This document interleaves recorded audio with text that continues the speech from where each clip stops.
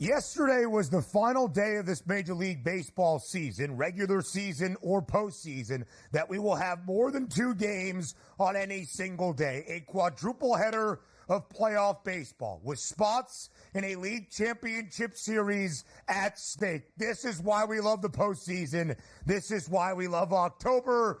Does Donnie Rightside say the same? A proud Philadelphia Phillies fan after what happened last night in Queens. The New York Mets with Jose Quintana on the bump against a playoff stud, by the way, in Ranger Suarez, who was really good for the Phils yesterday, had a chance, booked as a home favorite New York, to earn a spot in the NLCS for the first time in nearly a decade. They were down 1-0 into the home half of the 6th. The bases were loaded for the guy that, if Shohei Ohtani did not exist, would win National League MVP.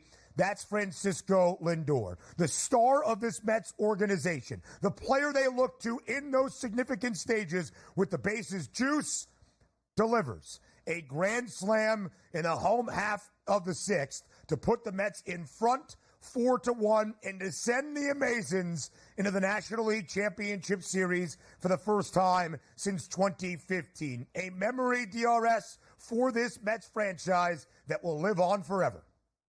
Yeah, it was a big moment there. You know, you ask your superstars to perform in the biggest moments, and you got that from Francisco Lindor. Wasn't having a great series, ended up hitting .259, which is okay, but the impact of that one swing where they did not have a single run and turned it into 4 runs, you knew the game was over that point in the bottom of the 6th inning. And also, the New York Mets could have many more runs than that 4 spot in the 6th inning. But Ranger Suarez was absolutely gutty in that performance with a lot of key strikeouts. Same thing with the Philadelphia Phillies. They got that 1-run lead. You knew you needed more out of that. There was still first and third with 1 out with a runner on third base after that error by Mark Vientos. And then you say to yourself, hey, oh, well, a pop fly to right field and a strikeout, and you only got 1 run when you could have increased it and certainly turned it up. You saw that crowd, which was so electric to start the game at Citi Field, was absolutely dead silent by the 5th inning because nothing was going their way, and you left the door open. You bring in relievers that walk guys. You bring in relievers that throw wild pitches. You put all the leverage on closers coming into the game that aren't used to coming in a bases-loaded situation, and you wind up with a grand slam victory there. So I want to give credit to the New York Mets superstars, which stepped up in the biggest moments when the Phillies players, look, shout out Bryce Harper, hit .333 in that series. He was okay. Yeah. Nick Castellanos hit .412 in that series. Everybody else, Schwarber, 125, Turner, 200, Bohm, 077. Real didn't even get a base hit 0, Stott, 182. I mean, you got to be kidding. Marsh, 077. You're not going to win baseball games when 2 players out of 9 show up for you. And that's what happens. Yeah, DRS, it is the case, right? A Schwarbomb to start the series on Saturday from Kyle Schwarber. From then, he was pretty lackluster at the dish. Bryce Harper was the reason they had scored a run in the game. Infield was in, runners on the corners. Mark Vientos tried to go home, lost the baseball on a potential throw. But Jose Quintana has been incredible in this postseason. 5 innings of work, 2 hits, 1 run scored against him, but on what was deemed the error on Mark Vientos. And DRS, that is where we gave Philadelphia the edge perhaps in this series or against any of the teams still standing in the National League. On the bump, Zach Wheeler, Aaron Nola, as good as you will find, did not amount into a series win, of course, for the Phils. We'll talk about the end of Red October and this season for Philadelphia in the age-old debate of rest versus rust in the expanded MLB postseason. But let's highlight what the Mets have done. And, Donnie, there is going to be a conversation that New York was playing playoff baseball in the final month and a half. So they were already groomed for these games where their season could be on the line or an advancement into the next round of a postseason. That is true, but the Mets have been the best team in baseball since the beginning of June, 24-33 at the end of May. 9 games below 500. In fact, they dropped their first 2 games in June, 11 games sub 500. From that point, the best record in all of the bigs. And for a team that has been on an incredible run the last 2 weeks, in the doubleheader in Atlanta, in the winner-take-all Game 3 wild card round in Milwaukee, where Pete Alonso in the 9th inning delivered a 3-run bomb for the go-ahead in game-winning runs. And then everything that we have seen in this series against Philadelphia, with late-inning magic to be down by a run in the bottom of the sixth and have Francisco Lindor deliver. It has been a Mets postseason run that is indeed magical. Yeah, it is. And also the playoff blueprint seems to be now. It used to be in the past, Ben, right? Give me a couple good starters here and we're going to certainly knock out the other team. Now it's just make sure you get your clutch hitting there, and it continues because those high leverage situations now are completely going to the bullpen. And if you have a bullpen that outplays the other bullpen, you probably have the advantage much more than even a great starting pitcher, which is wild. It's almost like baseball in reverse over the past couple of years of what we saw for the previous 100 years in Major League Baseball. So the Mets were the better team in the book. Coming into the series, the Phillies had the better 1 through 9. The Phillies had the better starting pitching. The Phillies had the better bullpen, and they lost the series. And also reminds us that baseball is unlike any other sport and almost similar to hockey in a sense where you just got to get hot once you get to the playoffs. Right. Because these teams are so close and impactful. It's not like the NBA where you have LeBron James playing every minute of every game in a 7-game series. Your best player is Zach Wheeler. He pitched 1 game out of this, set that they had in 4 games. He doesn't pitch every game. So the chance for your team to pull upsets in baseball, much easier than a lot of sports. DRS, Craig Mish has made this point. He's our MLB insider. I think it's rather sound. With the expanded postseason, it's more so a tournament than a representation of the very long 162-game MLB regular season. Pete Alonso, 2 home runs in 4 games in this set. Mark Vientos, the error that allowed Philadelphia to score its lone run of the game, but 12 of 28 in the postseason, batting .429. He has been sensational for the Mets. And again, yesterday was the first playoff series clinching win at Citi Field ever. The stadium opened back in 2009. The first playoff series clinching win in Queens since October of 2000, nearly 2.5 decades ago. DRS, we'll get your thoughts on the Phillies on the other side. But for a team that was the best in baseball for most of this year, certainly at the All-Star break, 28 games above 500, 62 and 34. We'll get your thoughts on how the season will be remembered for Philadelphia. We'll get to the other NLDS set as well as the Dodgers force a winner-take-all All-Star break back in the middle of July. There was no better team in the bigs than the Philadelphia Phillies, 62 and 34 in the final week before the break in Arlington. They had just hammered the Dodgers in an intriguing set for who had pole position in the National League. But Donnie, after the All-Star break, the Phillies started to struggle. They lost 16 of their next 23 games, then figured it out down the stretch to hold on to a National League East divisional lead and earn a divisional crown. But ultimately, when all is said and done, in 4 games in the NLDS, the Phil season is over. How will you remember the 2024 MLB campaign for your Fightins? As a lost chance, because coming into the playoffs, I truly believed roster-wise they were the best team in Major League Baseball. Not playing great baseball, but you thought like maybe a couple days off, they'd get the bats together. You saw them finally break out in game number 2, and on your way you go. That wasn't the case here. And sometimes it is about getting hot at the end of the season. But also keep in mind, we don't have that great baseball team that's coming from the American League. I like the Yankees, and I think they're going to get to the World Series because the competition level is quite low. It's not as if you're like, okay, we got to grind all the way through, Ben, and then you meet the Astros as hot as all get out in the World Series and try to take them down. Or if I just look at my Philadelphia Eagles, you got to work your way all the way through, and then you get the Patriots in the Super Bowl, which they finally won in 2017. I thought this year was set up for them perfectly because I honestly didn't think the Mets, even though we're hot, were all that good. You see the pitchers that they run out their starting lineup. You should be able to feast on that. When I mean feast, 3, 4, 5 runs in a game should not be that hard for the Phillies lineup, but they just drew dead at the plate, and that happens. We've seen it time and time again, and credit the Mets for being able to say, you know what, we have the perfect pitching to go up against the Phillies. Let's throw left-handed junk sidewinders that the Phillies just can't say, hey, it's not a strikeout swing. They've swung at everything. Next year, they do have to make changes, and the Phillies will. But keep in mind this. If the Phillies didn't make a single change, you know, Ben, they'd be in the running for the best record in baseball next year in the regular season because that works. That analytical approach, swing from the heels. Not every night we're going to get a good pitching performance. Not every night we're going to get a best bullpen performance from the other team, and they probably would win again, mid-90s next year. But that doesn't work in the playoffs You need guys that have the ability to go station to station. And I don't even mean small ball, Ben, where it's like, hey, well, I'm going to bunt every single time we get a guy on first base with no outs to move him to second. I'm just saying, if there's a runner on base, a productive out means just as much as a hit in some scenarios here. And the Phillies couldn't do that. And you saw that in spades in this series. The big hit, move the runner over, lead off. It's almost like, Ben, when you get a leadoff double in the playoffs, it's like in the regular season, all right, good. We got to run. Let's see if we can get two. In the playoffs for the Phillies, like, man, I wish there was a home run because I don't even know if this guy's going to get to third base at this point right now. That's the struggle you have. The Phillies need changes. Who knows if they can make them? They have an owner that will spend money. But what are you spending it on again? Another guy to come in and hit 35 home runs in the regular season and strike out in the postseason? What gives?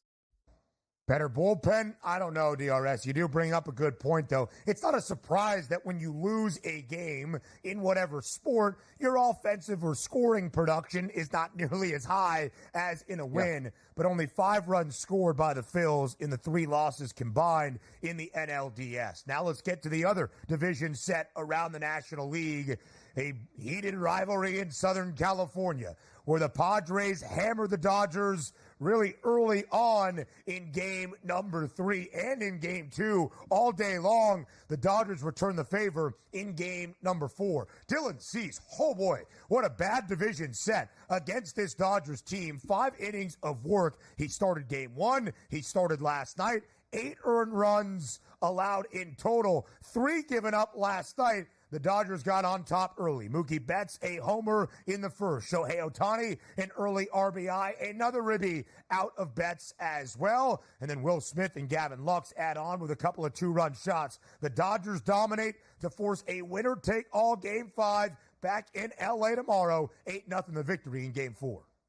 It should be a good one. And by the way, 8 runners left on base for the Dodgers. You might say, oh, that seems like a lot. But they went 5 of 9 with runners in scoring position. That is phenomenal. You take a look at the Padres who didn't score. No surprise. Left 9 on base, went 0 for 9 with runners in scoring position. But this was a runaway right away. And if I would have known, and I bet a parlay yesterday on the San Diego Padres, a couple guys to get a base knock or 2, and also for the Padres to score 3 runs. And this is why it's tough where I say I lose my edge in the playoffs. The listed starter yesterday, all the way up to, noon or afternoon, was Knack. He ends up pitching the 9th inning in a blowout because apparently they didn't want to use him. And my handicap was based on him being a bad pitcher. So good luck sometimes in the playoffs trying to figure things out. But I know one thing that worked. The Dodgers figured out a bullpen plan that shut out the red-hot Padres at the plate. That was pretty impressive. Dave Roberts lives to fight another day.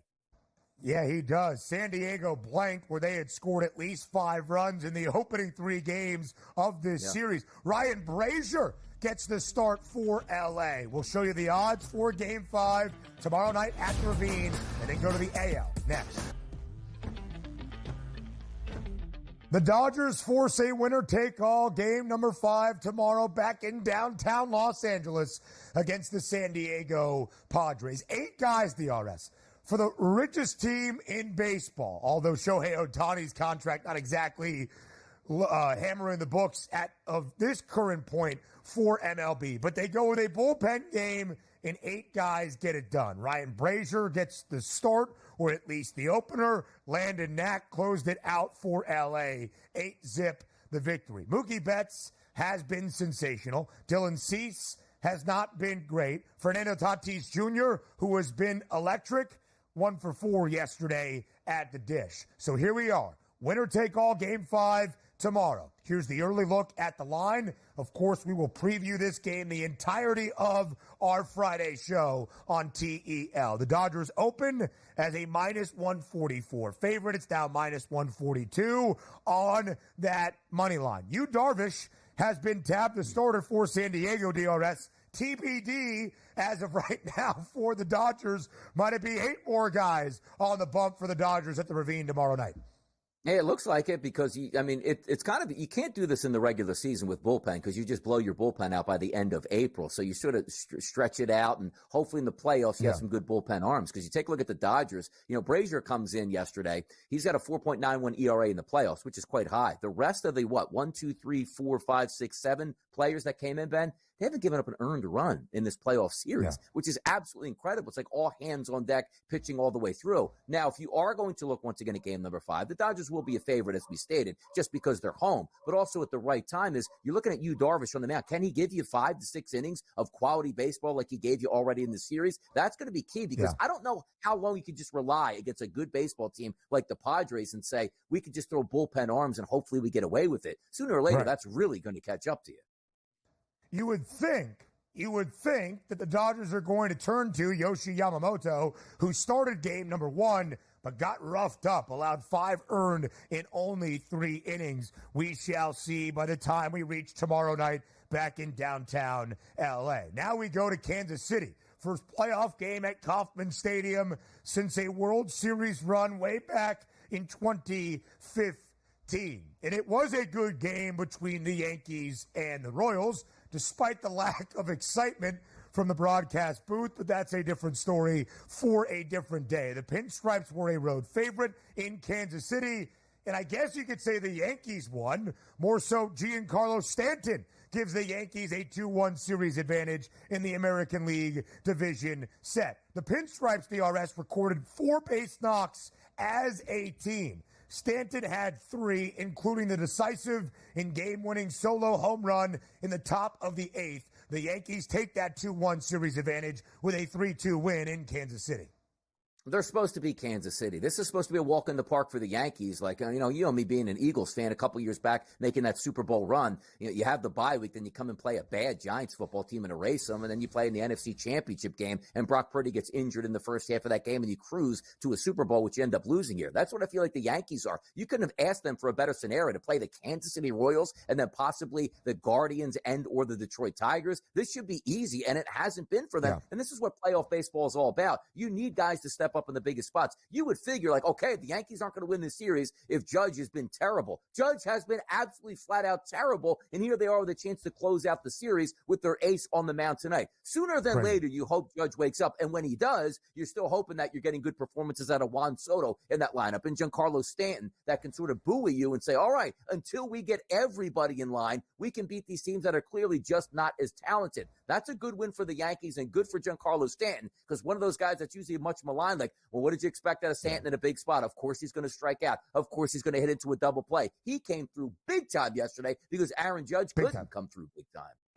Big time. 3 for 5, 2 RBIs. The only other run recorded for New York was on the only other base knock they got in the top of the 5th. Anthony Volpe had a single later in the inning on a Juan Soto RBI sac fly. Volpe did score. And now we're going to start to have the conversation around Aaron Judge. He can do whatever you would like in regular seasons, but when it comes to October as of late, oh boy, 1 for 11 in the 3 games so far here in the American League division set. Of course, way back in 2022, after the historic production in 62 long balls, the most we've ever seen in the history of the American League, he was 5 of 36. You tally that up, he is 6 for 47 in the last 2 playoff runs for the Yankees. Might he deliver tonight? That remains to be seen. But the Yanks DRS, as we looked at the series odds, and of course, with an eye on game 4, it's going to be very difficult for the Royals to get out of this 2-1 hole. They face Garrett Cole. Tonight, they send out Michael Wacha. The Pinstripes greater than $1.50 favorite on the road in KC. If somehow they pull the upset, of course, they would have to travel back to the Bronx this weekend to try to win a winner-take-all Game 5. It's why the Yankees are greater than a $5 favorite to advance to the ALCS. Yeah, and they should close them out tonight. And it's no shame on the Kansas City Royals. This was an unbelievable season with not a lot of high expectations to start. You found some players that you figure can be those cornerstones for the next couple years, and also playoff experience never hurts a team heading into the next season. But the Yankees were the better team coming into the series. The Yankees should be able to close it out, and it's their perfect scenario. On the road, who would you want to close it out? Garrett Cole. He should be phenomenal, I expect, tonight, and I expect the Yankees to move on. The Yankees now a minus 160 favorite to win the American League pennant. With an easy path comes great pressure as well, because who will the Yankees see in the American League Championship Series if they reach that stage?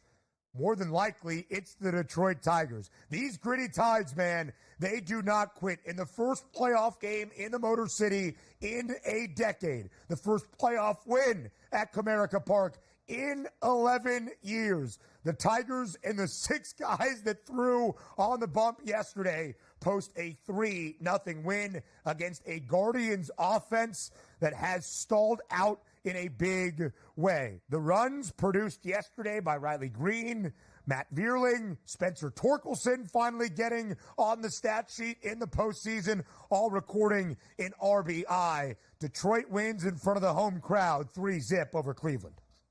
I tell you, like similar to the Philadelphia Phillies, you look at some of these lineups and say, this really can't be happening, because you look at Quan, who's actually hitting .455, Ben, for the Guardians in this series. After that, Manzardo, 0. Fry, 200. Ramirez, 111. You have Josh Naylor actually with a decent average of 273. Then Thomas, 182. Jimenez, 100. Brennan, 0. Jankowski Noel, 0. Bo Naylor, 0. Martinez, 0. Hedges, 0. I mean, what is this? Like, somebody step up. Like, just get. We're not even asking you, Ben, to like, hey, you got to get 4 base hits out of 10 at bats. How about 2? That'll actually work in the playoffs here, and they can't seem to get out of their own way. But shout out to the Detroit Tigers, who are doing with basically a full bullpen effort. But I got to tell you this. Let's just say the Kansas City Royals can come back and knock out the Yankees. Then it would be, let's just say, the Tigers going up against the Royals. That is Major League Baseball is actually running and hiding right now. I mean, send out the umpires that can rig this thing to make sure we get a good World Series, people. We need this. Come on. The Guardians, DRS, scored 5 runs in the first inning of Game 1 in the land before an out was even recorded. They scored 2 more runs in the 6th. From then, they have not scored a run. Okay, against Tarek Skubal, we would understand. Against the 6 guys yesterday that Detroit throwed out, they call it pitching chaos in the Motor City, and it's been working. Brant Herter, the 26-year-old rookie from Canton, Georgia, records the win, 3 1/3 yesterday. Made 10 appearances in the regular season. It is just insane what A.J. Hinch has this Tigers team doing with the momentum right now in the Motor City. So Detroit will have an opportunity at home today to clinch a berth in the American League Championship Series, to be the first team to do so. Tanner Bybee gets the start for the Guardians, -118. Cleveland is the road money line favorite against a Tigers pitcher yet to be named. But hey, we know it's going to be Tarek Skubal if a Game 5 is even necessary. All right, Thursday night football to Thursday night baseball. 8:08 tonight in Kansas City. Garrett Cole, Michael Wacha, the line. Heavily favored here for the Yankees at -154 and 7.5 as a total. Will it be the worst saying in sports that's so forced, oh, Yankees win? Or will it be Kansas City tonight? I don't think it's the worst saying in sports. I enjoy hearing it. Contrived, terrible. That, it's good. Anyway, look. Sterling too. This is how this game goes. 1, you got Garrett Cole now on regular rest. Off 10 days rest, first time he faced him in Game 1. Struggled through 5 innings, gave up 4 runs, allowed 7 hits, 2 walks. Not his best stuff. Back on regular rest. Also on the road this year, where he's got a 2.76 ERA and opposing hitters are batting a $198 against him. Now, on the other end, the Yankees are facing Michael Wacha, who hasn't been good in the postseason since he was with the Cardinals 12 years ago. So let's just leave that where it is. They got to him the first time they faced him. They have to be better on offense. Do you guys know? I don't know if you've seen this. The Yankees are a putrid 3 for 24 with runners in scoring position through the first 3 games in this series. There has to be some positive regression coming. But here's the real rub. More than anything, if the Yankees don't score first and don't score early, I think they're dead in the water tonight, because their bullpen, for as good as it is, it's slightly less effective when you're not pitching with the lead. The Yankees only won last night because, to a certain extent, I want to say they got lucky with Giancarlo hitting the home run, because if he doesn't hit that home run, I think the Yankees lose that game in extra. I genuinely do.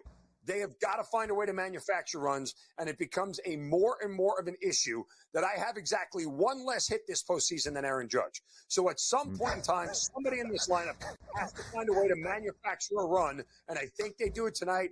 I'll lay the half run with the Yankees in the first 5. Cole should be good. Wacha should be bad. Somebody should be able to get a hit with runners in scoring position. This is the moment, right? If you want to be a World Series contender with an easy path comes a lot of responsibility, power, and pressure. This is the moment to match the significance of the stage. To your point, Zeno, it was really Giancarlo Stanton getting a 3-2 win over the Royals. 3 of the 4 hits for the Yanks last night, 2 of the 3 RBIs. 0 for 6 with runners in scoring position, and they had a lot of base runners. Maybe not all of them in scoring position, but they drew 9 walks last night, 8 in game 1, 5 more in game 2, 22 walks. Patience at the plate from the pinstripes in 3 games. It has to matter. And number 99, El Capitan, you got to be better than 1 for 11 in this postseason. I love it, Zeno, because you're such a diehard fan that you're angry at how bad your team is with 1 win away from a spot in the LCS. That's fandom. That's passion. That's Mark Zeno. Thanks for being here. And it's a Thursday in October. It's a doubleheader of ALDS matchups with spots in the League Championship Series on the line. First in Detroit, then in Kansas City. The home team, the Tigers, have a chance to clinch a berth in the ALCS first. Then the road team, the Yankees, with their ace on the bump, a really good chance, according to the odds makers, to clinch a spot in the ALCS tonight. To help us get ready for all of that and look back on a quadruple header of action from a Wednesday, it's our MLB insider and the host of Newswire, starting at 11 a.m. Eastern Time. That is Craig Mish. Craig, as always, we appreciate the time. Thanks for being here on the early line. Of course. Good morning, guys. Very fortunate here in South Florida. We avoided a lot of the things that you saw with Hurricane Milton, but no question, a place that I used to live in, Sarasota and the west coast of Florida. My thoughts are with everybody there today. I know that there's a lot of damage, a lot of closures, and, certainly, hopefully they can clean everything that happened up on the west coast of Florida soon. Yeah, we certainly send all of our thoughts to that area as well. We all saw from a baseball perspective what happened to the Trop last night. The roof completely ripped off. We hope everybody is safe in the aftermath of Hurricane Milton. That continues this week. All right, Craig, let's get to what we saw yesterday in Major League Baseball. It is time to touch them all. It's the Daily Bases.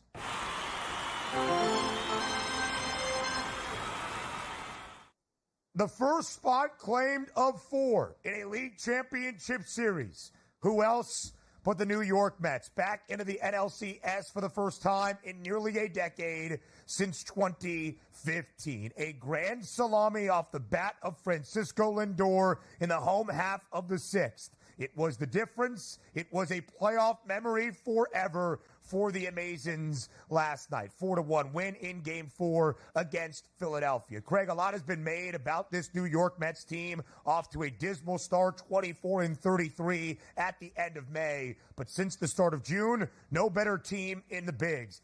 What did the New York Mets figure out early in the summer to be the first team into the League Championship Series this season? They figured out how to hit in the biggest spots of the game. I don't know. That to me is about it. They've gotten some better pitching for sure. Manaea has done a great job for them and now is going to be a major factor in the National League Championship Series, whoever they face off with, whether it's LA or San Diego. But it's just been timely hitting, Ben. I mean, look, they're down to their last out. Pete Alonso hits a home run. They're down and Lindor hits a home run. They're down with Vientos hits a home run. I'm not saying they're lucky by any stretch, but they've just had some really big hits in the last month or so of the season, and that's really what's gotten them there. And on the Philadelphia side, I really don't know what to say. They had a great regular season. For those of people who watched at the beginning of the year, I picked them to go to the World Series, so I'm just as stunned as everybody else. They're making a lot of their bullpen today. Let's be honest. You score 1 run, you do not deserve to win, and that's what happened to the Phillies yesterday. Exactly. Phillies, not a great plate appearance. You get those clutch hits from the New York Mets. That equates to victories. And also, how about this one, Craig? 8-0 last night. The Dodgers, you might have thought Clayton Kershaw back 5 years ago was on the mound saying, yeah, the Dodgers needed him to stave off elimination. Not the bullpen. The bullpen was fantastic. And that rowdy crowd out there at Petco, the Padres, no runs. It heads back to Los Angeles. What happened last night, and why were the Dodgers able to step up with that easy victory? Yeah, look, they set the tone early with Mookie Betts and just kept the ball rolling there, so to speak, and they really did a nice job piecing together all of those pitchers that they used in the game yesterday. And so, Donnie, the thing is, look, the Padres were minus 150 in that game. People forget that yesterday. It was probably one of the biggest upsets of the postseason in one individual game. And now they head back to L.A., and certainly they're going to have, I would think, a much better pitching situation in Game 5, where they're favorites here of minus 140 or above. And I think this line will probably climb a little bit. Very close game to call. I can't wait to see this one because I know what the emotions are going to be in that stadium in Chavez Ravine. Oh, it is going to be an intense atmosphere to say the least. A winner-take-all fifth game in the NLDS between the Southern California rivals. Craig, quick follow-up for me before we go over to the AL. Who are your sources telling you might start Game 5 for the Dodgers? Might it be Yoshinobu Yamamoto? I mean, Yamamoto's going to pitch in the game. I mean, they're going to have to pitch him. I don't know, Ben, if it'll be in the first inning, the third inning, the fifth inning or something, but they didn't get this far to not go all in on this final game of the season. And believe me, there is a ton of pressure on this organization to get by. Look, in the end, guys, let's be real. If they lose in the National League Championship Series and get past this, it's still a deflating season for them. But it's a disastrous season if they can't win a Game 5 at home against their division rival. I would expect all hands on deck for this game, and then they'll just worry about the Mets when they worry about the Mets.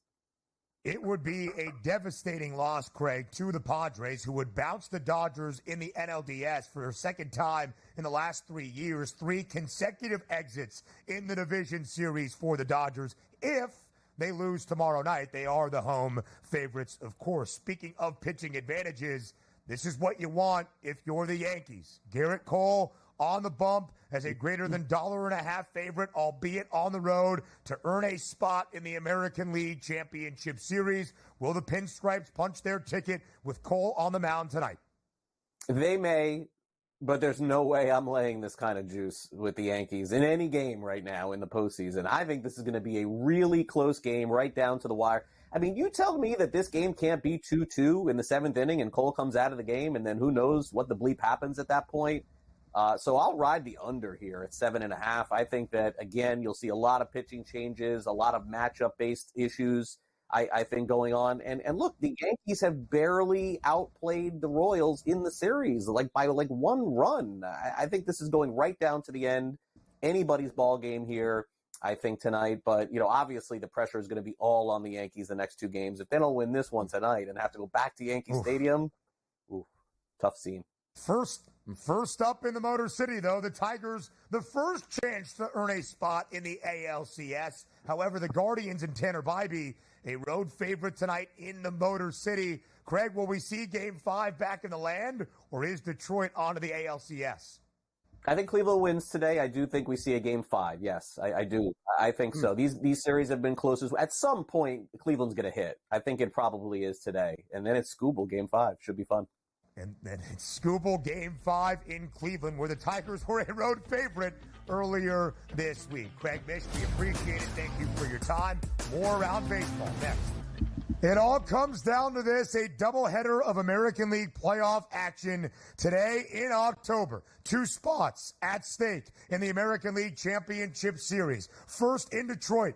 Can the Tigers hold down the Guardians' offense with pitching chaos once again to earn that spot in the ALCS? It's not exactly pitching chaos in the second game of 2 tonight in Kansas City. It's trusting in your ace, Garrett Cole and the Yankees, a greater than $1.50 favorite in Kansas City against the Royals to earn a spot once again in the American League Championship Series. Minus 154 DRS, the updated money line price in favor of New York, albeit on the road, inside Kauffman. 7.5 is the total.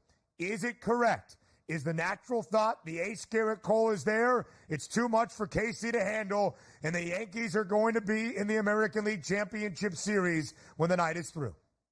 This is why you have Garrett Cole. This is why you pay him a lot of money. You expect him to win in these type of atmospheres on the road, closeout series to move on to the League Championship Series. You take a look at his last 30 days, 96 batters he's faced. He's been pristine. A walk percentage around 6%, which is great. How about the ISO, 0.47 against? How about the weighted on base percentage, 231 against? That's fantastic. Let's expand it out now to 60 days and take a look at some analytical numbers. Garrett Cole's had 54 1/3 innings pitched here, an ERA 2.15, an xFIP of 3.6. 7-3. That's been fantastic. But as I say that, you take a look at Michael Wacha. He's been pretty good, Ben, over his last 52 and two-thirds innings over the past 60 days. His ERA, 2.91. His xFIP number, 3.86. You see that 7.5. I like the under yesterday, and it stayed. I think the under is a play again today. If I had to pick the side, which I do like the New York Yankees with Cole in the mound, I just think they have a little bit more firepower than Kansas City. Right. I would lay that minus 156 price, but more importantly, you take that light juice at the 7.5, minus 110. You bet that under. I don't think we get 8 runs in a closeout situation. All hands on deck for Kansas City. I think we get a good pitching performance on both sides. This game stays under the total, and the Yanks head into the American League Championship Series. And frankly, KC's bullpen has been sensational throughout this postseason. In a series without a ton of offense against the Orioles, it was the bullpen delivering. We saw that for KC in Game 2 in their only win in this series in the Bronx. Garrett Cole did start Game 1, got roughed up a little bit, allowed 3 earned runs. Of course, the Yankees did come back to win that game. MJ Melendez took him deep. But as Donnie said, that was a 10-day rest period for Cole. This is why you have Garrett Cole. These are the spots. With great expectation comes great responsibility. And when your path is seen to be favorable, you must capitalize. That's what the Yankees have tonight to earn a bid once again to the American League Championship Series. Quickly, DRS, before we get to Detroit, Aaron Judge, 1 for 11 so far in this postseason. In the most recent postseason for the Yankees, he was 5 of 36. He has not been great at the dish. He's minus 250 to record a base knock tonight. Is that even worth laying the juice? I mean, if they're pitching to him now, right? They're probably not even avoiding him like you probably would think because he's been so bad in the playoffs as of late. It's like, all right, we'll challenge this guy, and he'll still be able to get himself out. I'm not one of those guys. Look, tonight's Aaron Judge's night. You got to be in good form for me to bet you. Like, I'm not the type of guy that goes, well, his ISO's at 0.25 and his weighted on base percentage at 189. Tonight's the night he breaks out. I'm staying away from all Aaron Judge wagers. I am. Yeah, listen, I cannot fault you, DRS, in that expectation. All right, now let's get to the Motor City. The Tigers, a slight home underdog against Tanner Bybee and the Guardians. Can pitching chaos for the Tigers continue in this set and in this postseason to earn a spot in the American League Championship Series? Or with Bybee on the bump, are the Guardians the correctly favored side? Yeah, let's focus on the Detroit Tigers and who they're throwing out tonight. It's Reese Olson. You take a look at his last 60 batters that he's faced over the past month, and great numbers. 111 ISO, 277 weighted on base percentage. But let's break it down a little bit further, Ben. On the season, 266 batters he's faced as a right-handed pitcher against left-handed batters. A 121 ISO and a weighted on base percentage of 310. In his last 30 days, he's faced 38 batters that were left-handers, a 0 ISO, and a weighted on base percentage of 256. You say, why is that important, Donnie? Why are you breaking down the left-hand side? Well, tonight, anticipation for lineup, Lane Thomas, right-handed batter, that is it. Everybody else will be left-handed batters for the Cleveland Guardians. So you're going to take a look at Reese Olson, has been phenomenal against lefties. That might be an advantage. So instead of me actually taking a side or a total, I'm actually looking more at hit props and RBI props from a Detroit Tigers perspective. Tanner Bybee has struggled with left-handed batters. The first 2 batters in the lineup today, Meadows and Carpenter, 222 ISO, 345 ISO, back-to-back here. One of those 2 guys will get an RBI tonight. That's the way I'm betting this one, Ben. On to MLB playoff action. We start in Kansas City between the Yankees and the Royals. Tom, New York sends out the ace in Garrett Cole to deliver a win and a trip to the American League Championship Series. Is it as simple as that tonight inside Kauffman Stadium? I think it has to be, given the way this series has gone. We're seeing a handful of runs, and then, like you guys said in the previous segment, the bullpens are legit good, right? We have seen some really lockdown pitching from both teams, a clear lack of offense. Judge is doing nothing. Bobby Witt is doing nothing in his first hit of the series last night. I think it's reasonable to take Garrett Cole over 4.5 strikeouts. I think that's fine. Michael Wacha, you could, again, go with the under. It was pretty heavily juiced the last time I saw it. I think my favorite prop for this would be buying into a little bit of BVP, which I'm certainly not big on, batter versus pitcher. And that'd be Tommy Pham to record 2+ total bases at plus 175. He has great success against Garrett Cole, right? Again, BVP is a small sample size. There's a lot of variance to it. There's a lot of noise when it comes to baseball statistics, but it's a do or die game. Pham's been good this series, and he kind of has Cole's number. How about this? Let's flip it over to Cleveland and Detroit. You see that favorite here for Cleveland on the road trying to stave off elimination and an ultra-low total of 6.5. Bibee versus Olsen. What are you thinking here, Tom? This game has to be the under, right? I would be interested in taking Cleveland and their team total. I would have to double check what it is. I assume it's 2.5 or 3.5 because they have not been scoring any runs. J-Ram has been extremely quiet at the plate. But again, their pitching has been legit good. They're giving up by 3 runs. If you're giving up 3 runs in a playoff game, you think your team should be live at any given time. So player props, I think, are extremely hit or miss. I know, Donnie, you spoke about them in the previous segment, but nailing down one player is a little bit much. I will side with a good pitcher on the Cleveland side of things. And that is why the Guardians are a road favorite. More than likely, the Tigers would be a road favorite if a Game 5 is necessary and Tarek Skubal gets the start.